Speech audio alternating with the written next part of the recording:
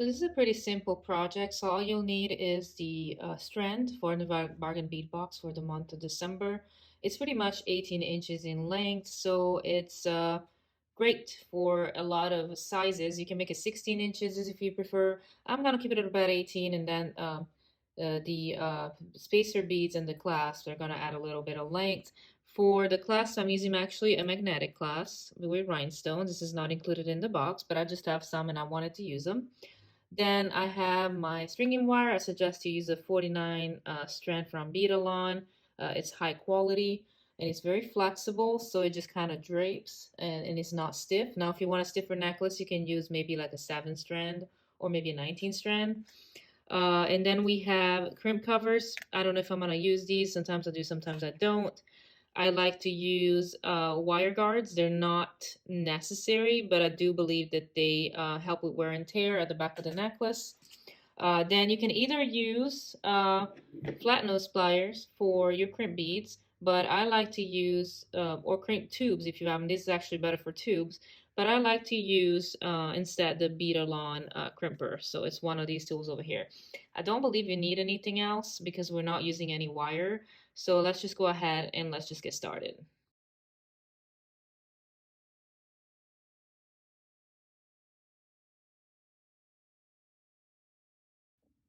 Okay, so first and foremost, you don't want to take the strand apart, obviously, because it's graduated, so you just want to keep it. So you're going to be working directly from the strand. You're going to knot this and just kind of like just start stringing. So for the stringing wire, we're using this, and we are going to just cut enough to go around. So you definitely want to cut a lot more than 20, I'd say even 20 inches. Try to make it minimum 24. I'll probably do it a little bit more. Another thing that you can do that I actually like to do is work directly from the spool. And that's probably what I'm going to do. I'm actually going to leave this here. And I'm just going to just cut this and start stringing. And it's pretty simple. So you can just work directly from the strand. And one of the things you can do, you can even stick the wire if you can in the holes. Sometimes I can, sometimes I can't. And you just can directly string it. Or my preferred method is to grab a few at a time, a few beads at a time, and just put them directly on the wire. So I'm going to do that until I get to about here. So where the smaller beads end and then the beads start graduating larger. And this is where I'm going to put my spacer beads. So let me go ahead and string the smaller beads and then I'll show you. So as you can see, I'm working directly on my spool because this is pretty much a pre-made necklace for you. All you're doing is really transferring, but I want to give it a little bit more of a modern twist. And I think these spacers that came in the bargain bead box work perfectly for that. So I just start at the end of my smaller beads. And when the beads start getting bigger, that's when I start, adding my spacers. So just keep doing that all the way around. And I'm picking up one each bead at a time this time instead of stringing them all together because we are changing the design from the strand. So just keep on going. Make sure you put a spacer in between each bead. Sometimes I forget. So I'm going to stop talking and I'll be right back. And I'll just meet you in the back after we've done all the big beads with the spacers and keep going with these. And then I'll show you what it looks like and how to finish it. And real quick, I wanted to show you guys, as you can see, I kind of stuck my wire over there and all I'm doing is just lighting down these beads and just kind of guiding the hole into the wire. So this is a quicker method of stringing. So before you decide what to do next, make sure that you like the length of the necklace and how it looks. I really like what I did here. I think this looks very pretty. Make sure that all your beads are in order, that you didn't skip any of them. And then there's another decision, the length. Mine comes up to about 20 inches. Once I add the clasp, it'll be a little bit more than 20 inches. So what I think I'm going to do, I'm going to take some beads out. Perhaps 3 on each side, maybe 2. And then I reserve those to make maybe like a matching pair of earrings. So normally I wouldn't cut it just from the spool, but because I wanted to take 3 beads out of each side, I just went ahead and cut it. As you can see, I left quite a bit of wire like over the beads because I want to make sure that I have enough to work with for my closure. So let's go ahead and do that. So at this point, we're going to use our crimp beads. This is an actual bead, not a tube. Now you want to always look at your strand that you buy, and it'll tell you on here. Mine is a little faded, but if you use crimp beads, you're going to use the size number 1, and if you use crimp tubes, the number 2. And if you're not sure, you can also check the thickness of the wire, which is 0.18 inches or 0.46 millimeters. Look at the back. So it's this one right here. And if you go on here, it'll tell you exactly what to use for whatever you're using, whether you're using a crimp beads and crimp tube, one of these things that I haven't never used, but there you go. So just check the back of the strands, and Beadalon is pretty good about, putting, what you need for each kind of strand. Okay, so you're gonna slide the first crimp tube, and at this point you can just fold it over and stick it in, and you can crimp it that way, but I am going to use some wire guards because that's what I like to use. I feel like it gives a longevity to the back of the necklace and it prevents wear and tears. So I'm going to use a couple of these, one on each side. So all you do is just get this and just put it inside the hole. I think this one hole that I have on this one is clogged. Oh no, there you go. Okay, so you just pass it through. And then just pull it up. Try to bring it close to the end. And then you're going to pass it through on the other side. And now you want to make sure that you get it into the crimp beads. This takes a little bit of working on it, but I'm not too close, so I have to get a little bit closer because the camera is kind of preventing me from doing that.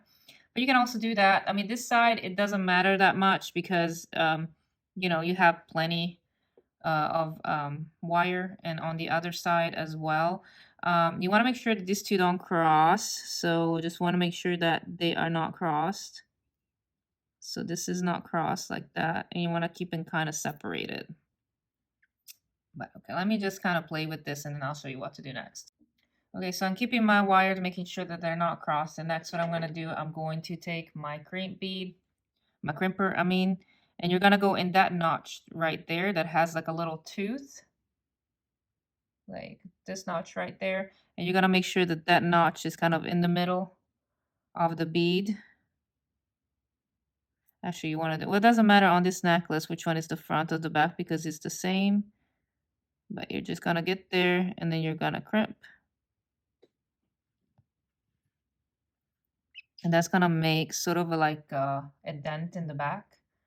And that's how you know that you've crimped it. And then you're going to use this round part at the very front. And you're going to squeeze it to make a rounder bead, okay? And you can squeeze around a little bit. You don't want to be too forceful with it because you don't want to break it because you will break it and then you'll have to do it again. That's okay, I mean, it happens. But more or less, you should have something like this. Try to make the shape as round as you can. So I'll go back and work on it because I want to try to put a crimp cover to make it look a little bit nicer. So I'm going to use these crimp covers and show you how to put it on.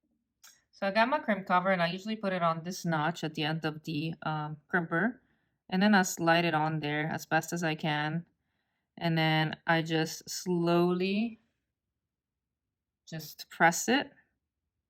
Trying to go around very gently though, because you're trying to make a rounder form. So you don't want to squish it too much.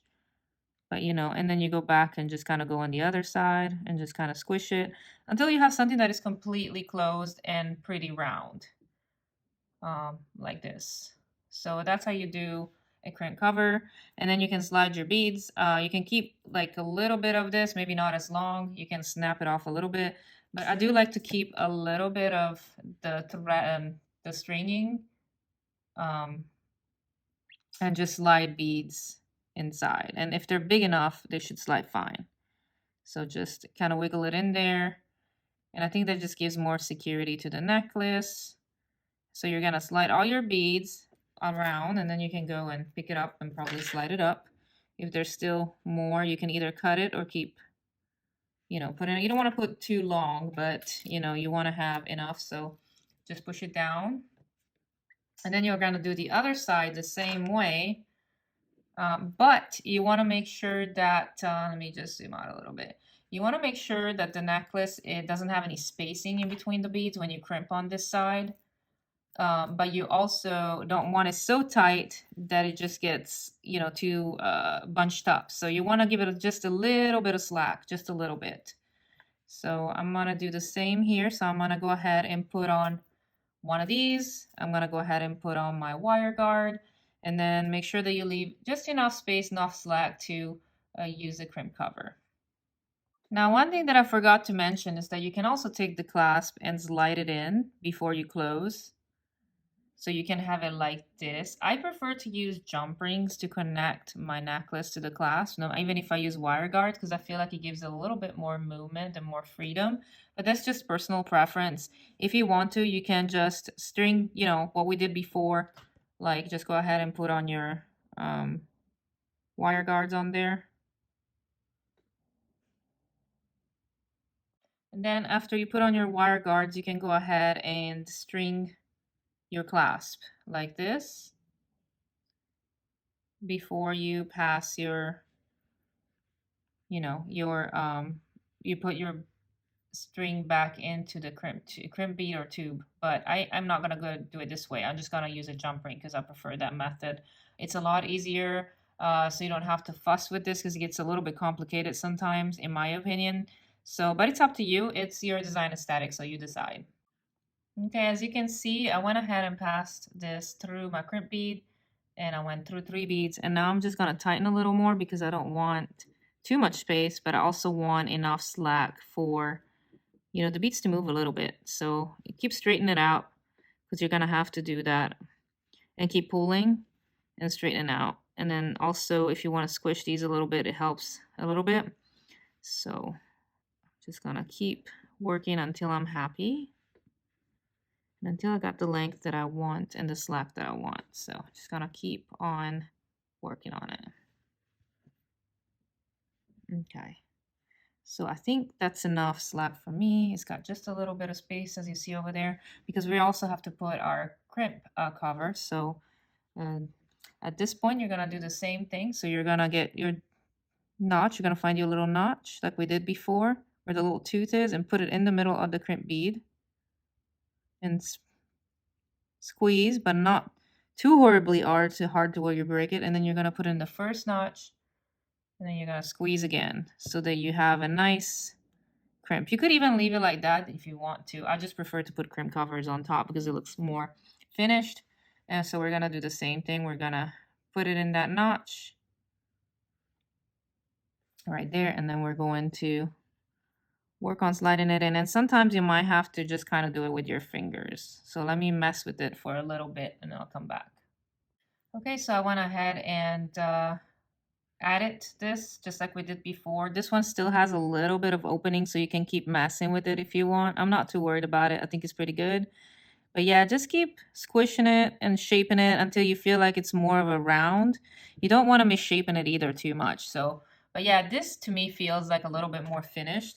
So that's what I prefer to do. And the next thing we're going to do, we're going to add our clasp. I picked this clasp that is, it's just a magnetic clasp because that's what I wanted. I think it looks really pretty with this because it just mimics this bead over here. And it just adds a touch of elegance. And, you know, like if you really want to, you could even wear it in the front. If you get tired of wearing it that way, you can make it in reverse. And it could be like still really nice. But let me go ahead and grab some jump rings. I'm not sure what size. I would say maybe like a 4 or 5 millimeters. We'll see. And then we just attach, and I'll show you how to open and close the jump ring and attach the clasp. And for my jump rings, I'm using this Panda Elite that I bought on Amazon. I'll put a link below so you can buy it too if you want. This one comes with gold and silver. I bought this specifically for the JJB Winter Workshop that I'm still working on. I'm a little bit behind. But they did suggest to have a variety of silver and gold jump rings, so I decided to buy this. It comes with a ring. I never used one of these, but I think what you're supposed to do is just you put a jump ring and it helps you open it. I'm probably not going to use this thing because I don't know. I haven't played with it yet, but I'm just going to use probably just these one flat nose plier and a chain nose plier. You can use these to open and close a jump ring, and I'll show you how. So I think this might be 4 millimeter jump rings. The first ones were 3 millimeters, and I felt like they were a little bit too small, so I decided not to use them. Let's see. So I usually pick up a jump ring like this, hold it with one of these, and then the way you open a jump ring is just pull them this way. Never pull them apart, always pull them, this way. And then you just add right there, and then just add your clasp. Hopefully I opened it enough. If you need to open it a little bit more, you can. And then you do the same. You could also divide the clasp to make it a little bit lighter. Like that's probably what I'm gonna do. So I'm gonna separate the clasp for a minute. And to close it, you just come back the way you came, a little bit past, and then back up. And you're just gonna keep doing this motion, not too many times, but until you get the two meet pretty well, the two sides to meet. And there's a little tiny gap, but it doesn't matter that much if it bothers you. It bothers me a little bit. Keep doing that and kind of just until you feel like they met pretty well. And then we're just going to do the same on this side, and then we'll show you the necklace, and maybe we can make a pair of earrings since this was a pretty easy project. And there you go. Here's a simple necklace. It's very, very pretty. I think anybody would like this. It's simple, easy to put on. The magnetic clasp makes it super easy. You can also, like I said before, just kind of wear it in the front because this clasp is pretty enough to be shown in the front. And I think this is a great gift for anybody because it's very everyday. So for any woman or guy, whoever likes to wear jewelry, really. If you know your jewelry lovers, just give them something like this. I think they'll be pretty happy with it. I would love to keep this for myself, but I think I'm going to give it away to somebody for Christmas. So yeah. So let's see if we can make some earrings. To make earrings, you'll need some head pins because we're going to make them pretty simple. So we're just going to slide them on. And I think I'm just going to make these simple earrings with nothing else because I want to keep it pretty classic. So I'm going to do 3, I think, on each side. And then we're going to do the same on this side. And I'm going to put the spacers in between because I think they're very cute. I just love how the spacers immediately change a classic design into something a little bit more modern. The smooth rondelles really do it for me. It's not that I don't like bead caps and such. I mean, I've used them before. It's just I got kind of tired of doing that, more vintage style. I still love it. It's just I don't. So I really like these. So the next thing I need to do is just find some ear wires. So let me look around for some, and then I'll show you how to close these. Okay, so I found my ear wires. So you're gonna need some round nose pliers for these. So what you're gonna do is just bend it as close as you can, and I would do both at the same time. Now the ones I'm using are pretty stiff. So if you have stiff wires like this, I don't suggest wire wrapping. Now if you want to wire wrap it to make it more secure, you can try to find some head pins that are not as heavy, so that they're like more malleable. Mine are not really that. So there's a couple of ways that you can do this. You can go ahead and make the loop, but what I like to do is usually just try to find a common length and just snip them off at the same time. They don't have to be exactly the same, but the closer the better. So I just like to just kind of cut them at the same time if I can. So that way I have, the same length for the loops. And to make a loop, you just take this, and I like to start rolling it towards me. And if it's too big, you can always slide it down and start making it smaller and smaller as you go on. And I just want to make sure that everything is tucked in well, like that. So I got one, and then I'm going to do the other one, same way. I'm just going to start in the middle of my round nose pliers and kind of start twisting them and moving slowly towards the front. Now, if you want it super round, you might want to make the wire a little bit longer. I just want them to be pretty small because they're small beads, so I didn't want them to be all loop. Personally, that's not what I prefer. So you got that, and then you're just going to take your ear wires. I picked these that are kind of like with a little ball, and then I'm going to get my chain nose plier or flat nose plier, whichever you have, and you're just going to open it kind of like what you do with a jump ring on the side like that, and just slide that in, and then you're gonna close it the way you came, a little bit past, and you're just gonna make sure that everything is nice and closed well so it doesn't slip out, okay? And you're gonna do the same with that one. And there you go. Here's my set. I will probably take pictures very soon. I am really, really happy with this, and I'm pretty proud to give it away to family and friends. I think you would enjoy to do something like this. It's really quick and simple. It probably take me about 10-15 minutes to do, a little bit longer because I had to stop and go grab a few tools. I wasn't super organized, but if you're organized and you've done this before, it takes you maybe 10-15 minutes stop. If you're a beginning beater, it might take you a little bit longer, maybe up to 30 minutes. But considering it's a pretty quick and simple project, but it's very elegant, as you can see. And I think this is a piece of jewelry that anybody would like because it's simple, it's streamlined, and is classic and timeless. Okay, guys, well, I'm going to leave you here, and in the next few videos, I hope to make something a little bit more complex. I'm planning right now with the same box, but if you kind of like this video, please give it a thumbs up.